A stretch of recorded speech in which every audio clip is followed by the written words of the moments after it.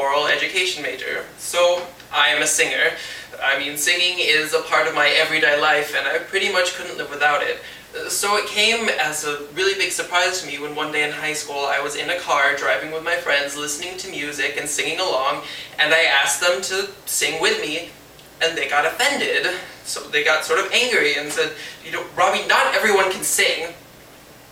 Well, as a choral educator, a future choral educator, this goes against everything I believe in. I believe that everyone can and should sing. It is a social experience that everyone benefits from and can be really bonding. But in America today, it seems that even though we value good singers, most people don't think they're good enough to sing.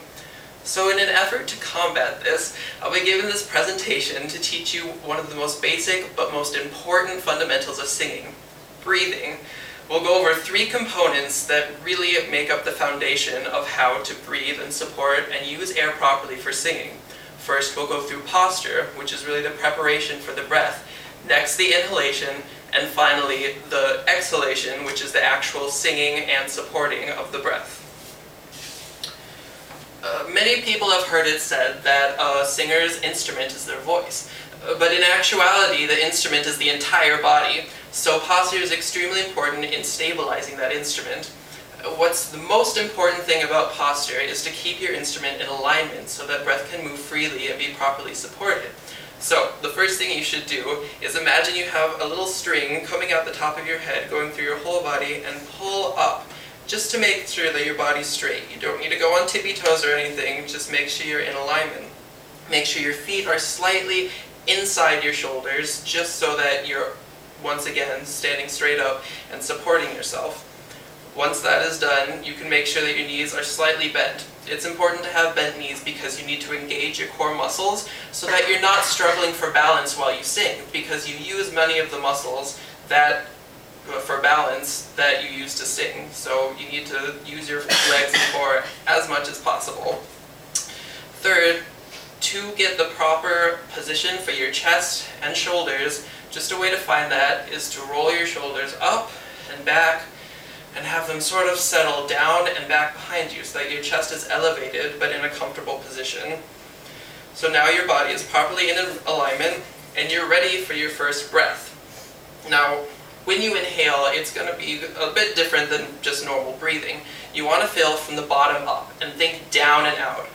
There's a voice teacher at Western Illinois who tells all her students, both male and female, honey, breathe through your lady parts. As funny as that is, you do want to feel your breath down in your pelvic area. So when you inhale, down and out, feeling up.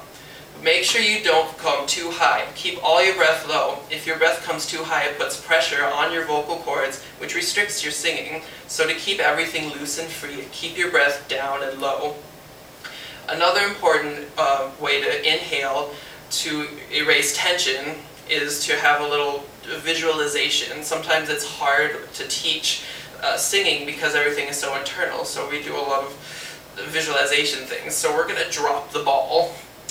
What you do is pretend that your esophagus are 2 solid walls, and at the top they're holding a ball. And when you inhale, you simply release them and drop the ball. This should cause a quick release, relaxed inhalation with very little sound, like this. You didn't hear anything, which means I was properly relaxed.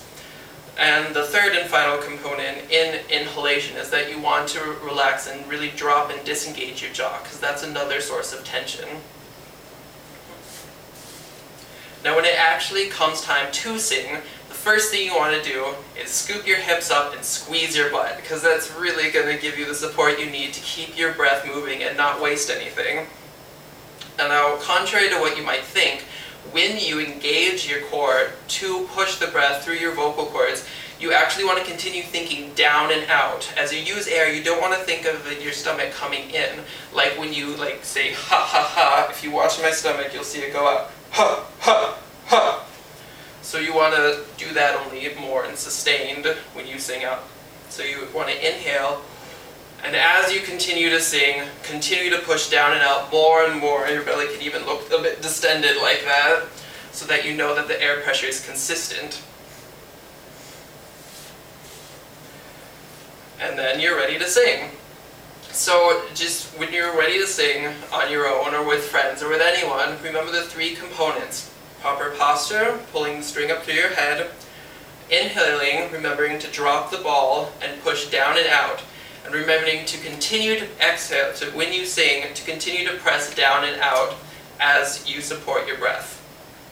And then you're ready to sing, like so.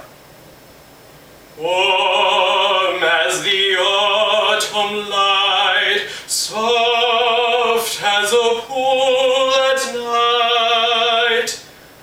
But you don't have to be opera singers or choral majors or any of that to sing. You can sing in your shower with friends or even in the car.